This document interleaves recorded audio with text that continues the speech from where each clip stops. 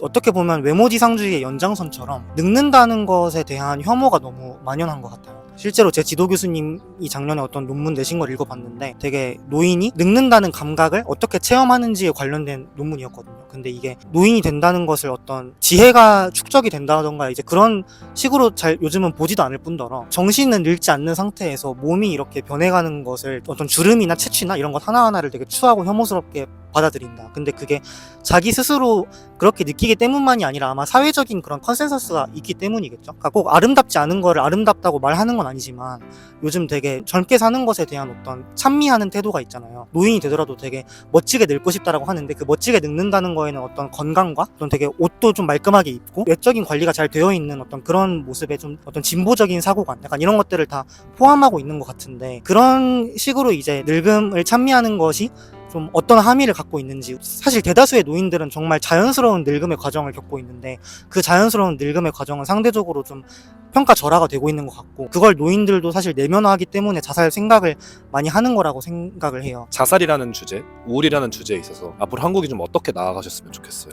어떻게 하면 자살하지 않는 사회가 될까가 아니라 무엇이 좋은 사회일까를 고민을 했으면 좋겠어요. 좋은 사회라면 사실 당연히 죽고 싶지 않을 텐데 자살이라는 문제가 생기고 나서 이거에 어떻게 대처해야 할지를 고민하는 건 너무 늦는 것 같아요. 간단하게 두 분 자기소개를 해주실 수 있을까요? 네, 안녕하세요. 저는 서울대학교에서 국어국문학을 주전공으로 정치경제철학을 연계전공으로 공부하고 있는 학생입니다. 네, 안녕하세요. 권동원이고요. 저는 배우로 활동하고 있고 대한민국의 아빠입니다. 뭔가 추천하고 싶은 발제가 있으신가요? 두 분이 얘기하고 싶은 것들 중에? 자살이 사회 문제라는 인식은 이제 많이 좀 생긴 것 같은데 그 사회 문제라는 걸 개선하기 위해서 무엇을 해야 하는가를 보면 어떤 의료 서비스를 확충하고 어떤 직장 내 폭력 같은 것을 개선하고 학교 폭력을 개선하고 이런 식으로 많이 접근이 되는 것 같아요. 약간 가정이나 가족에 대한 논의는 저는 상대적으로 적다고 생각하는데 되게 많은 자살 생각 자살 충동과 관련한 문제가 가정에서 시작이 된다고 저는 연구들을 보면서 느꼈거든요. 왜냐하면 이제 어렸을 때 어떤 가정에서 역경 경험을 한 사람은 성인이 돼서까지 전생에 걸쳐서 자살 생각이나 자살 시도를 더 많이 한다는 연구가 있어요. 어렸을 때 경험이 각인이 돼서 좀 자살에 더 취약한 성격적 기질을 형성하는 것 같고 근데 그런 경험이 아동학대처럼 정말 심각한 것뿐만 아니라 부모의 이혼이나 별거처럼 상대적으로 경미한 것들까지 다 변수로 작용을 한대요. 그리고 실제로 청소년들의 경우에도 어떤 또래와의 관계라든가 성적이라든가 이런 것보다는 부모님의 언어 폭력이 자살 생각을 되게 많이 촉발을 하는 가장 많이 촉발하는 기제이고 감정 노동자들의 경우에도 되게 전화 상담 같은 거 하면서 비즈니스적으로 스트레스를 많이 받을 것 같은데 실제로 자살 생각 영향을 주는 요인은 일상생활이나 가정생활에서의 스트레스라고 하더라고요. 그리고 자살 생각을 한 어떤 청년들에 대한 질적 연구에서도 이제 어떤 사례가 있었냐면 배우 지망생이었다가 배우가 되는 걸 실패하고 방송국에서 비정규직 노동자로 일을 하고 있는데 부모님께서는 이제 무슨 공부를 해서 자격증을 따라 이렇게 좀 강요를 하는 거예요. 그래서 다른 사람들이 다 공부에만 매진하고 있는 상황에서 난 일이랑 공부랑 병행하면서 경쟁력이 없다고 생각한다. 그러면 공부도 해보지 않고 그러냐. 약간 그렇게 어떤 강요를 하고 이거는 이제 가족 문제랑 어떤 성과주의가 좀 결합이 돼가지고 나타나는 문제지만 이런 좀 가족의 문제는 되게 개인사적인 일이라는 인식이 아직까지는 많이 남아있는 것 같고 이런 것들이 좀 더 사회적인 차원에서 공개적으로 논의가 될 수 있어야 우리가 가족과의 관계에서 출발하는 이런 정신과적인 문제들에까지 관심을 기울일 수 있지 않을까 그런 생각이 들더라고요. 동원님도 좀 이 얘기를 들으면서 든 생각이 있으신가요? 익숙한 것 같아요. 한국 사람들이 자살에 대해서 되게 익숙한 것 같아요. 그런 환경도 많이 접했고 그런 분위기나 무드도 많이 접했어요. 그러니까 예를 들면 이런 거죠. 예전에는 경제가 가장 중요했잖아요. 그러니까 먹고 사는 문제가 가장 중요했기 때문에 나머지 부분은 다 부차적이어서 여기에 몰두하면서 그냥 잊고 지냈던 것들이 많다고 생각해요. 특히 심리적인 문제, 우울 문제, 아까 말씀하신 것처럼 되게 동의가 되는 게 그러니까 이것도 생존 전략인 것 같아요. 인간이 그 당시에 이전 시대에 부모로서 해줘야 될 거는 좋은 교육과 좋은 경제적 환경과 그걸 만들어주는 게 이 자식을 승리하게 만드는 길이었는데 지금은 그것만 가지고 안 된다는 걸 이 밑에 세대들은 알잖아요. 그때 다쳐본 경험도 있고 우리는 삶이 인간이 무엇인지 뭐 인간의 삶이 이 기능에만 있지 않고 돈에만 있지 않고 직장에만 있지 않다는 걸 이미 알아버린 세대여서 근데 부모 세대는 그렇지 않은 거죠. 그러니까 이런 세대 차이도 있는 것 같아요 확실히. 그래서 이 안에서 이것들을 개선하려는 시도들이 프로그램들도 그렇고 아까 말씀한 것처럼 공론화 되는 것도 너무 중요한 것 같고 자연스럽게 논의가 돼야 된다. 저희 부모님은 봐도 내가 어떤 힘든 일 있고 우울해 이러면은 야, 다 그런 거지 뭐. 이럴 수밖에 없거든요. 왜냐면 그전엔 그렇게 하고 살았으니까요. 어쨌든 그 문화 자체가 계속 얘기할 수 있게 되는 장이 형성이 돼야 되는 건 확실한 것 같습니다. 저는 저 들으면서 들었던 생각이 예전에 이제 좀 어른분들을 인터뷰하다 보면 요즘 세대와 한 60, 70대 분들의 차이점은 전쟁을 가장 근접하게 겪은 세대와 그렇지 않은 세대인데 이게 어떤 차이가 있냐면 국가의 힘이 없으면 본인의 안위까지 무너진다는 걸 경험했던 세대이기 때문에 국가가 잘 되는 게 우선이라는 걸 모두가 당연시 생각하고 그게 모두의 비전이 되었던 세대인데 지금은 그런 전쟁에 대한 불안감이 워낙 없으니까 어떻게 보면 한 국가의 비전이 없을 수도 있다. 그러니까 모든 국민이 공감할 수 있는 비전이 없고 국가를 위해서 무언가 해야 된다는 비전이 없으니까 다 같이 굳이 뭉칠 이유가 있나? 오히려 소수 집단으로서 뭉치는 게 낫지 않나라는 생각을 하게 되는 것 같다고 말씀을 해주셨었거든요. 근데 그런 생각도 지금 얘기해 주시는 걸 들으면서 이 국가의 국민들이 같이 모여야 할 이유가 무엇일까? 그런 걸 누군가는 제시를 해주고 있나? 또 이런 생각도 드는 것 같아요. 들으면서 고개가 끄덕여지네요. 그러니까 지금은 약간 옵션처럼 됐잖아요. 국가도 막 뭔가 이중국적자들 뭐 이렇게 하고 막 하면서 뭐 유학도 막 왕왕 가고 하니까 이게 선택적으로 취사 선택할 수 있는 문제처럼 여겨지는 것 같거든요. 그 부분이 이제 달라가지고 충돌도 많은 것 같고 그게 상대적으로 이제 박탈을 많이 느끼시는 것 같아요. 이 전 세대 분들이 야 우리가 그렇게 해서 지켜놓은 나라인데 니네는 무슨 뭐 취사 선택하고 이런 박탈감도 이해가 되긴 해요. 왜냐면은 그때 당시는 이걸 지키려고 자신을 희생했던 세대인데 그 가치가 지금에 와서는 취사 선택이 되어버리면 이렇게 느낄 수는 있겠다. 근데 이 공감이 안 되는 건 어쩔 수 없는 부분이기도 하잖아요. 우리가 경험해보지 못한 것이니까. 명화님도 혹시 드시는 생각 있으신가요? 이거랑 꼭 관련된 이야기는 아니지만 사실 제가 오늘은 좀 통계적인 이야기도 많이 하고 그랬는데 저는 원래 인문학을 전공하니까 평소에 인문학적으로 생각을 많이 하거든요. 그래서 공동체가 붕괴가 되고 가치 기준이 단일화가 된 것에 대해서도 우리가 성찰이 필요하고 그리고 저는 노인 자살에 대해서 좀 한마디 얹고 싶은 게 있는데 어떻게 보면 외모지상주의의 연장선처럼 늙는다는 것에 대한 혐오가 너무 만연한 것 같아요. 실제로 제 지도 교수님이 작년에 어떤 논문 내신 걸 읽어봤는데 되게 노인이 늙는다는 감각을 어떻게 체험하는지에 관련된 논문이었거든요. 근데 이게 노인이 된다는 것을 어떤 지혜가 축적이 된다던가 이제 그런 식으로 잘 요즘은 보지도 않을 뿐더러 정신은 늙지 않는 상태에서 몸이 이렇게 변해가는 것을 어떤 주름이나 채취나 이런 것 하나하나를 되게 추하고 혐오스럽게 받아들인다. 근데 그게 자기 스스로 그렇게 느끼기 때문만이 아니라 아마 사회적인 그런 컨센서스가 있기 때문이겠죠. 그러니까 꼭 아름답지 않은 거를 아름답다고 말하는 건 아니지만 요즘 되게 젊게 사는 것에 대한 어떤 찬미하는 태도가 있잖아요. 노인이 되더라도 되게 멋지게 늙고 싶다라고 하는데 그 멋지게 늙는다는 거에는 어떤 건강과 어떤 되게 옷도 좀 말끔하게 입고 외적인 관리가 잘 되어 있는 어떤 그런 모습에 좀 어떤 진보적인 사고관 약간 이런 것들을 다 포함하고 있는 것 같은데 그런 식으로 이제 늙음을 찬미하는 것이 좀 어떤 함의를 갖고 있는지 사실 대다수의 노인들은 정말 자연스러운 늙음의 과정을 겪고 있는데 그 자연스러운 늙음의 과정은 상대적으로 좀 평가절하가 되고 있는 것 같고 그걸 노인들도 사실 내면화하기 때문에 자살 생각을 많이 하는 거라고 생각을 해요. 되게 노인들이 자살 생각을 하는 원인들이 사회활동에 참여하는 것이 배제되거나 이런 것도 있는데 그냥 무릎 통증 때문에 일상생활을 하기가 불편해서 내 활동 반경이 좁아진 것. 저연령 노인들의 경우 소득이 줄고 인간관계가 단절이 되고 어떤 새로운 생애 주기에 진입함으로써 내가 잃어버린 것들에 대해서 엄청 크게 허탈감을 느껴서 자살 생각에 많이 일러간대요. 그래서 노화라는 것에 대한 감각을 우리가 좀 성찰을 할 필요가 있지 않나. 그게 노인 자살에 대한 구체적인 해결책이 되지는 못하더라도 되게 근본적인 차원에서 늙는다는 것을 너무 부정적인 으로 의미화하지 않게끔 도와줄 수는 있지 않을까 그런 생각이 들었어요. 동원도 얹고 싶은 얘기가 있으신가요? 그게 저는 그러니까 미의 다양성하고도 연결되는 것 같거든요. 그러니까 미뿐만 아니라 다양적인 거를 받아들이지 못하는 문화기도 하잖아요. 그러니까 전 아무래도 배우를 하니까 주변에 가수든 연기하는 친구들 되게 많은데 그 친구들이 고민하는 것 중에 하나가 먹는 걸 두려워하는 친구들 되게 많아요. 그러니까 먹는 거에 죄책감 많이 느끼고 그게 뭐냐면 그 남자 여자고 뭐 이런 얘기를 하자는 게 아니라 애초에 그 형상이 딱 있는 것 같아요. 주류의 형상 이렇게 돼야 돼. 이런 모습이 이쁜 모습이야 아름다운 모습이야. 심지어 요즘은 조금 다양해졌다고 하는 개성을 표현한다고 하는 세대들도 비슷한 트렌드에 따라서 확 바뀌잖아요. 사람들이 그냥 시즌 지나면 확 바뀌어 있거든요.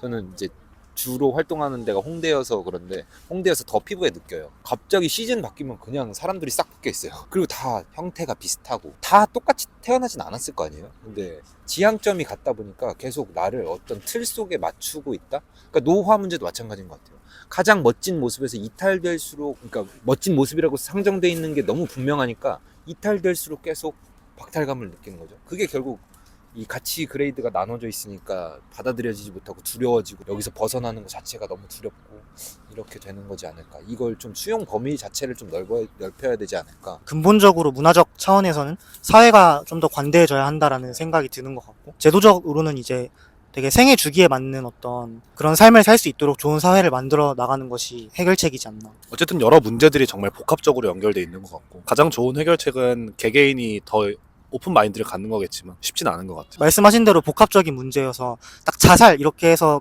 그냥 포괄적으로 묻는 것보다는 누구의 어떤 왜 자살인가를 항상 생각해야 하는 것 같아요. 그러면 또 혹시 두 분이 더 얘기해보고 싶다라고 생각했던 발제가 있으실까요? 자살 위험으로부터 회복한 사람들에 대한 데이터가 많이 축적이 됐으면 좋겠어요. 제가 모르는 곳에서 연구를 하고 있을 수도 있겠지만 제가 찾아본 발표자로 한국자살예방협회나 그런 데 학술대회를 봐도 자살을 왜 생각하는지에 관한 연구는 되게 많은데, 어떤 사람들이 자살을 생각하는지 이런 것도 되게 많은데, 자살을 할 뻔하다가 괜찮아진 사람들은 되게 어떻게 보면 좋은 참고 자료가 될 수 있는데 그런 자료를 찾기가 쉽지는 않더라고요. 그래서 그게 정책적 솔루션을 이렇게 만들어 나가는데 도움이 될 수 있지 않을까 생각합니다. 그러면은 제가 여쭤보고 싶은 부분이 혹시 두 분은 자살률을 왜 낮춰야 된다고 생각하세요? 그런 것 같아요. 자살이라는 게 높다는 건, 만연하다는 건 살기 싫다는 거잖아요. 살기 싫은 나라라는 거잖아요. 살고 싶지 않은 나라, 그리고 살고 싶지 않은 세상, 살고 싶지 않은 사회. 그러니까 낮춰야 되지 않을까요? 그걸 막 기능적으로 퍼센트를 낮춰서 뭘 무슨 효과를 내야겠다 이런 접근보다도 더 살기 좋은 것으로 만들려고 하는데 이건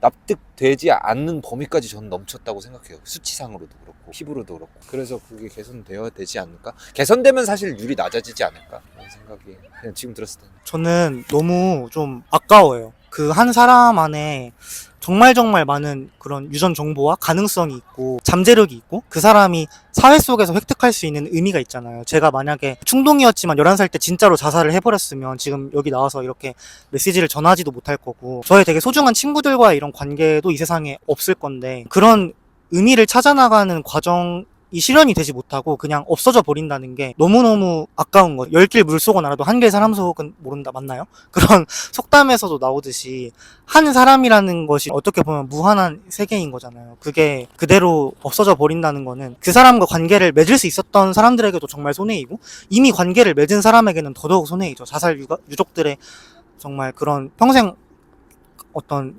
가지고 가야 할 아픔과 그런 관계로부터, 그런 잠재적 가능성으로부터 아예 이탈된 존재는 없다고 생각해요. 현재적으로는 정말 패배자처럼 보이고 낙오자처럼 보일 수 있겠지만 그걸 실현시켜주지 못하는 사회라고 하면 너무 그거는 나쁜 사회죠. 너무 좋습니다. 그러면 혹시 어쨌든 아까 말씀하셨듯이 두 분 다 자살에 대한 고민을 직접적으로 해보신 적이 있잖아요.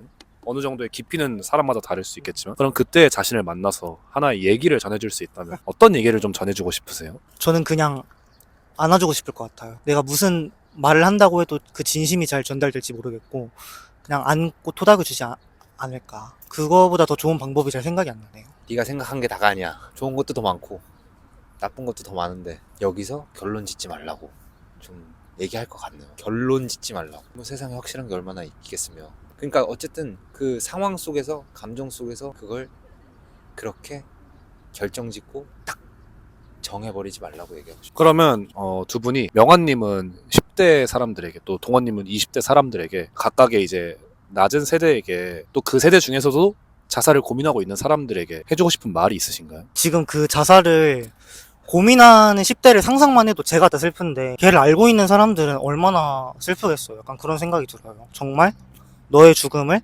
슬퍼할 사람이 정말 많다는 걸 알고 살았으면 좋겠다. 그런 생각? 혼자가 아니다. 차갑게 말하면 과학적으로는 더더욱 혼자가 아니다. 사회적으로도 어쨌든 혼자가 아닌 건 분명한 것 같아요. 이거는 확실한, 조금 더 화이팅. 나는 맨날 화이팅하고 아침 눈 뜬 때마다 화이팅해요. 맨날 화이팅.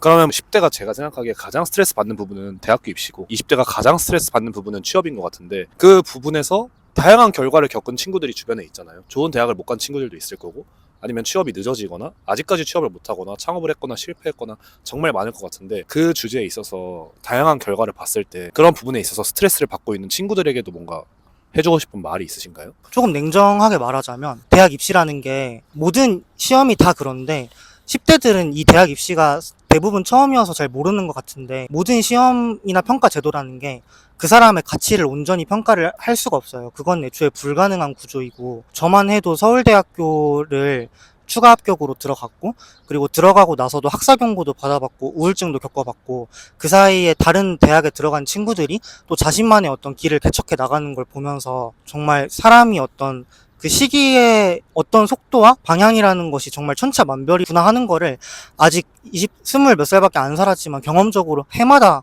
느껴가고 있거든요. 그래서 내가 실력보다 좋은 대학에 가거나 나쁜 대학에 갔다고 해서 그게 정말 나를 대변한다고 생각하지 않았으면 좋겠고 또 그 대학이 판단하는 나의 실력이라는 것도 사실은 우리 사회가 그것만을 실력이라고 보이게끔 만들어서 그런 거지 내가 이 사회로부터 인정받지 못하는 어떤 실력을 갖추고 있잖아요. 점점 그런 것들이 그래도 빛날 수 있는 사회로 저는 나아가고 있다고 생각을 하고 실제로 유튜브를 통해서도 그렇게 나아가시는 분들이 대표적인 예시잖아요. 그래서 내 가치가 증명받을 날이 너무 빨리 다가와야 한다는 그런 조급함을 조금만 내려놓으면 좋을 것 같아요. 좋습니다. 동원님도 어떻게 취업에 대한 고민을 하는 친구들이 그런 부분에서 다양한 결과를 보고 느낀 부분이 있으신가요? 다양한 일을 하는 친구들을 많이 봤고, 그러니까 취업에 원하는 곳에 간 친구도 있고, 저처럼 연기로 바꾼 친구도 있고 많은데, 그러니까 지금 와서는 그런 것 같아요. 저는 어쨌든 평생 이걸 너무 사랑하고 예술가적 사고랑 예술가적 마인드를 사랑하니까 제가 그냥 가슴에 품고 있는 문장은 라이너 마리아리 이렇게 문장이에요. There is only single way, go into yourself. 저는 그게 제일 지금도 핵심이라고 생각하고 전 인간한테 또 핵심이라고 생각해요. 그러니까 뭐 지금 취업 문제에 대해서는 어쨌든 그런 것 같아요. 제가 구분하려고 최대한 애쓰는 거는 외부에서 나에게 주어진 시선인지 내가 나의 시선인지 그리고 최대한 가볼 때까지 가보는 거. 내가 만약에 주저하는 게 있다면 외부의 시선도 따라갔을 때 이렇게 하면 맞을 것 같다고 안정감이 느끼면 끝까지 가보고 그 다음에 선택은 빨리 인 것 같아요. 만약에 내가 뭔가를 했을 때 후회가 더 많이 남을 것 같아요. 해보고 선택은 빨리 이게 가장 베스트인 구조지 않을까. 어쨌든 결과가 그 당시에 이걸 하나 뭐 선택했다고 딱 날 것 같은데 그런 경우를 못 봤거든요. 또 롱텀으로 보면 더 그런 것 같고 그래서 지금 당장은 이거 아니면은 막 내가 나고자 될 것 같고 그런 기분에 사로잡힐 것 같거든요. 취업 못하면 나고자 될 것 같고 가수가 못 되면 나고자 될 것 같고 배우가 못 되면 나고자 될 것 같은데 절대 아닌 것 같아요. 그 주저하는 에너지를 온전히 시도하는 에너지로 바꾸는 거를 많이 하면 할수록 좋지 않을까. 오히려 그럴 때 좀 백해서 뭐 저는 약간 무모한 짓 많이 하거든요. 중요한 거 있을 때 막 여행 가버리고 이런 거 그러면 오히려 훨씬 많은 것들을 인사이트들이나 뭔가를 얻게 돼서 그 결과가 좋을 때도 있었던 것 같고 다양하게 생각해보면 좋지 않을까. 너무 이렇게 긴장된 태도로 막 목숨을 걸지 않아도 되지 않을까. 뭐 저는 좀 그렇게 생각합니다. 좋습니다. 그러면은 그분은 그냥 개인적으로 느끼시기에 자살이라는 주제, 우울이라는 주제에 있어서 앞으로 한국이 좀 어떻게 나아가셨으면 좋겠어요?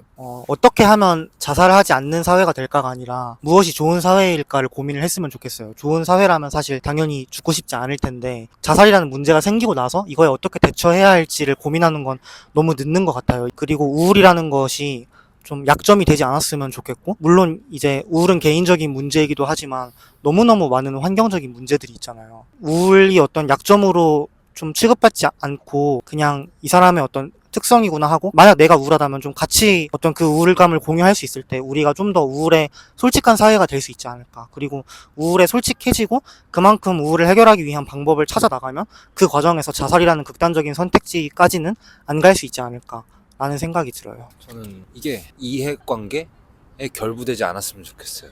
이게 복잡한 일이고 에너지 소모가 많은 일이잖아요. 우울에 대해서 공유하고 그걸 들어주는 것도 그렇고 자살에 대해서 일반적으로 우리가 얘기하는 것 자체가 스트레스긴 하잖아요. 근데 그거 자체를 거부하는 것 같다고 좀 느껴지거든요. 우울은 거기서 시작이 되는 것 같거든요. 우울이 이미 온 사람들에게는 당연히 그럴 것이고, 그러니까 관계 맺는 걸 두려운 건지 아니면 이거 자체가 사치라고 느끼는 건지 이게 기능적으로 큰 의미가 없다고 생각하는 어떤 가치 문화인 건지 모르겠지만 그쪽 방향으로 갔을 때 되게 안 좋을 것 같아요. 사회 자체가, 그러니까 집단 자체가, 공동체 자체가. 그래서 저는 그게 극단으로 나타난 게 저는 우울과 자살에 모습이라고 생각을 하거든요. 결국은 우리가 같이 사는 이유를 못 느끼고 있다는 것 같아요. 사람들이 한국 사회 안에서. 그리고 기술 개발이나 이런 것들이 뭔가 혼자 많은 것들을 할 수 있게끔 믿게 만드는 시대이기도 하고, 그럼에도 불구하고 타인과 조우하고 그리고 그들과 함께 했을 때만 할 수 있는 것들이 저는 인간 문명의 대부분이라고 생각하거든요. 그리고 그런 식으로 발전해 왔고, 그 부분을 과소평가하지 않고 너무 이익 문제와 연결돼서 생각하지 않게, 인간 문제에 대해서는 특히 그러면 좋지 않을까. 저도 어쩔 수 없이 여기서 자라가지고 자꾸 그런 쪽으로 머리가 돌아갈 때가 있거든요. 개인의 입장에서는 철학을 좀 공고히 하고 본인한테 시선을 돌리는 것이 중요한 요소 중에 하나가 될 수 있겠네요. 또 저도 또 생각이 드는 게, 제가 이제 미국에 갔을 때 좀 새삼 다르다라고 느꼈던 건, 인터뷰를 하기 위해서 다양한 주를 돌다 보니까 보스턴도 가고 뉴욕도 가고 캘리포니아 쪽도 가고 하는데 다 달라요, 분위기가. 저는 그걸 보고서 사회가 개인에게 주는 영향이 생각보다 지대하구나. 어떻게 저렇게 각 주에 있는 사람들이 다 각 주별로는 비슷한 특성을 보이는데 또 비교해보자면 주별로 다른 특성을 보이는구나 라는 생각이 좀 들었거든요. 근데 한국은 아무래도 서울시에 특별히 사람들이 많이 모여있고, 저는 최소한 수도권에 모여있는 사람들을 주로 보다 보니까 당연히 그러면 사회적인 영향이 저희한테 미친다고 느껴지기 어려운 환경인 거고, 다른 사회에 살고 있는 사람, 다른 지역에 살고 있는 사람을 만날 수가 없으니까. 그렇다 보니까 또 한편으로 미국에서 좀 느꼈던 건, 사람들이 모든 걸 다 개인의 탓으로 돌리진 않아요. 분명히 사회에 잘못이 있다. 그리고 제가 생각했을 때 지금 저희의 빈부격차라는 현상도 어떻게 보면 미국, 특히 뉴욕에서 느꼈던 거지만, 올드머니를 새로운 세대들이 와서 꺾는 게 쉽지가 않아요. 센트럴파크 주변에 있는 집들, 올드머니가 다 매입했는데 부동산 가격이 올랐을 때 그 가격이 더 올라버리면 자산 격차는 당연히 더 커질 수밖에 없고, 1억을 들고 있는 사람과 1조를 들고 있는 사람이 같은 퍼센트로 가격이 오른다고 하면 격차가 날 수밖에 없으니까, 그런 면에서 확실히 저희가 지금 한국 사회가 전체적으로 어떤 잘못이나 개인의 불행이 일어났을 때 그걸 개인의 탓으로 돌리는 경향이 있는데, 분명히 사회의 탓도 있으니까 그런 것도 좀 고려해봐야겠다는 생각도 두 분의 얘기를 들으면서 좀 드는 것 같네요. 약간 저는 그거 복불복문화? 나 아니면 돼? 그러니까 섞이기 싫어하는 그런 게 있는 것 같거든요. 그러니까 어떻게든 나는 이 일에 엮이고 싶지 않아. 그래서 약간 이렇게 뒤로 한 발 빠져 있는 그거. 그러니까 어떤 사안이든 뭐든 간에 그냥 뒤에서 관망하고 얘기는 하면서 나는 어떤 아무 제스처도 안 취하고 약간 섞이기 싫어하는. 저는 근데 그게 아예 불가능하다고 생각하는 입장이에요. 자꾸 그런 태도를 취하더라도 그 사회에 자기가 영향을 안 받는 거 불가능하고, 뭐 직간접적으로 인간적인 관계에서도 불가능하고. 그러니까 저는 약간 이렇게 가면 너무 좋을 것 같다고 생각하는 게, 제 기질 문제도 있을 수 있어요. 제가 그런 걸 좋아하니까. 어떤 문제가 보이면, 그리고 내가 피부에 닿는 문제는 내가 거기서 자유롭지 못하니 나도 함께 참여해서 고민해야 한다. 해결하려 방안이라도 찾아봐야 한다. 저는 약간 이런 주의거든요. 그러니까 어쨌든 제가 하고 싶은 말은, 분리될 수 없다. 철저하게 분리될 수 없다. 이 관계 안에서는 내가 뭐 뉴스로 무슨 사안을 보든 철저하게 나와 다른 일은 존재하지 않는다. 우리는 어떻게든 연결되어 있다. 저는 그렇게 생각하는 편이어서, 워낙 미디어도 많고 눈에 보이는 거가 많은 시대라서 보고 넘기고 이게 너무 빠른 것 같은데, 보고 넘기고를 좀 덜 하고 보고 생각하고 실행까지 가면 좋고, 뭐 이런 순환들이 좀 있으면 좋지 않을까요? 그러니까 너무 이렇게 유희거리가 되지 않았으면 좋겠어요. 모든 일들이 나는 아닌데 전능자처럼 바티에 빠져가지고 이렇게 평가만 하고 세상의 관리자가 되지 않았으면 좋겠어요. 너무 그렇게 되고 있는 것 같아요. 현대 그리고 한국의 문화들이 전능자가 되는 기분에 취해서 매니징 하려고 하고, 모든 사안들을 그려놓고 아무것도 안 하고, 갑자기 그런 게 생각이. 저는 들으면서 옛날에 책 한 권 읽은 사람이 제일 무섭다라는 말이 있는데, 요즘으로 보면 쇼폼 하나 본 사람이 제일 무서운 것 같아요. 전쟁 난 거 뭐 한번 쇼폼으로 살짝 보고 다 알고 있다고 생각을 하고, 누군가 전문가 한 분의 영상을 보고 나는 다 이해했어 라고 생각하는 것도 상당히 위험한 거죠. 왜냐면 그분들도 시시각각으로 생각이 바뀌고 계실 텐데, 그런 부분에서 또 좀 저희가 고민을 해보고 너무 유희화하지 말아야 되지 않을까. 좋습니다.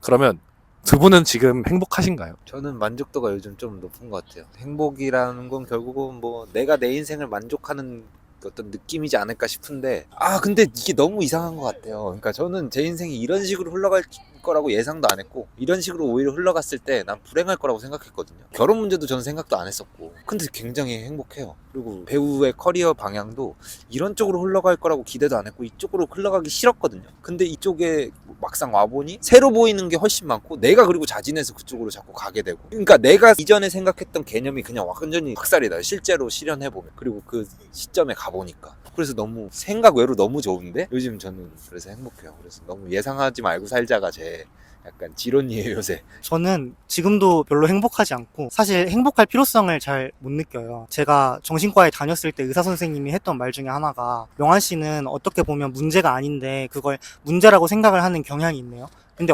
어쩌겠어요? 그게 기질인 것을. 이렇게 말씀을 하셨거든요. 저는 그 말을 듣고 되게 위로를 많이 받았어요. 왜 내가 지금까지 행복하려고 안달복달 했지? 나는 애초에 행복을 잘 못 느끼는 사람인데 내가 지금 행복하지 않다고 해서 막 엄청 불행한 것도 아니고 어쨌든 친구들이랑 만나가지고 놀 때 놀고 맛있는 거 사 먹을 때 사 먹고 그렇게 소소한 즐거움을 누리고 살고 있으면서 삶에 총체적으로 만족하지 않을 수 있지. 왜 꼭 행복해야 한다고만 생각을 했을까? 약간 그런 생각이 들어서 행복해지려고 딱히 노력을 하지도 않는 것 같아요, 요즘은. 너무 좋습니다. 그러면 이제 저희도 계속 이제 같은 주제를 얘기하다 보니까 좀 얘기가 반복되고 있는 것 같아서 마무리를 하고 혹시 마지막으로 우울을 겪고 있는 사람 혹은 자살에 대한 고민을 하고 있는 사람이 이 영상을 보고 있다면 그들에게 하나의 얘기를 마지막으로 전할 수 있다면 어떤 말을 전해주고 싶으세요? 저는 인간 자체가 생명체 자체가 디자인돼 있기를 무한으로 가려고 디자인돼 있다고 생각해요. 그러니까 소멸로 가려고 사라지려고 존재한다고 생각하지 않거든요. 그러니까 저는 그 가능성을 얘기하고 싶은 건데 그 가능성을 봐주는 존재가 분명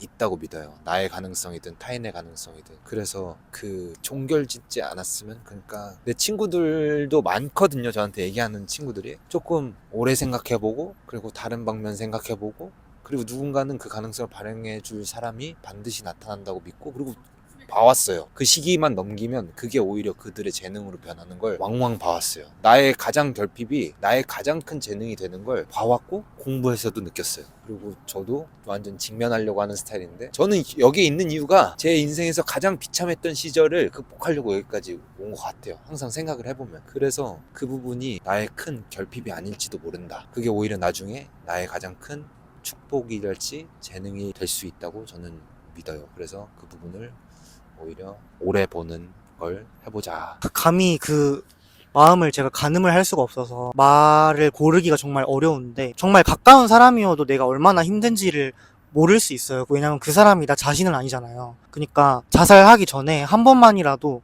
주변 사람들한테 공개적으로 나 자살할 거야 라고라도 얘기해봤으면 좋겠어요. 세상에 내가 죽기를 바라는 사람보다 죽지 않기를 바라는 사람이 더 많지 않다고 믿지는 않았으면 좋겠다. 그렇게 오해를 한 채로 세상을 떠나면 너무 아깝잖아요. 그런 정말 고비에 있다면 최소한 그거라도 확인해보고 죽자라는 용기는 냈으면 좋겠다라는 생각이 들어요. 너무 좋습니다. 결론적으로 정리하자면 저희 셋은 다 그분들을 상당히 응원하는 마음으로 이렇게 저희의 목소리를 내고 있는 거고 실제로 도움이 됐으면 좋겠고 또 한편으로는 그 뭐 예를 들어 플레이리스트들 좀 우울한 플레이리스트들 보면 거기 있는 댓글들이 서로의 우울을 공유하고 그러면서 큰 힘이 되는 경우가 많기 때문에 이 두 분의 이야기를 이렇게 들춰보면서 그 이야기들을 공유했던 거고 또 여러분들의 이야기가 있으면 나눠주시면 또 그 과정 속에서 서로가 위로를 해줄 수 있지 않을까? 저희도 댓글 다 보잖아요. 다 읽죠, 다. 빠짐없이 읽어요. 안 보는 것 같지만 항상 연락 주시거든요. 댓글 보고 계신다고 다들. 그러니까 그렇게 서로 힘을 주고 받으면 좋을 것 같습니다. 그럼 오늘은 이렇게 마무리를 하고 몇 번 더 이어질지 모르겠지만 다음에 영상이 혹시나 만들어진다면 그때 또 다시 뵙는 걸로 마무리하겠습니다. 감사합니다. 방구석 한국인. 집 밖에 나온 방구석 한국인 콘텐츠 이름이에요? 방구석 한국인 이렇게 하신 거 아니에요? 맞아요. 명언 두 분 중에 좀 떠오르는 이미지가 뭐가 있을까? 방구석 한국인 재밌긴 한데. 아 그래요? 방구석 한국인으로 이름 지을까요 이거? 그 뭐 역설적이고 좋네요. 재밌을 맨날 밖으로 나와서 얘기하면서 그리고 방구석이라고. 맨날 밖에 있는 얘기하면서 또 할 수도 있겠네요. 재밌을 것 같은데. 마무리하시죠. 수고하셨습니다.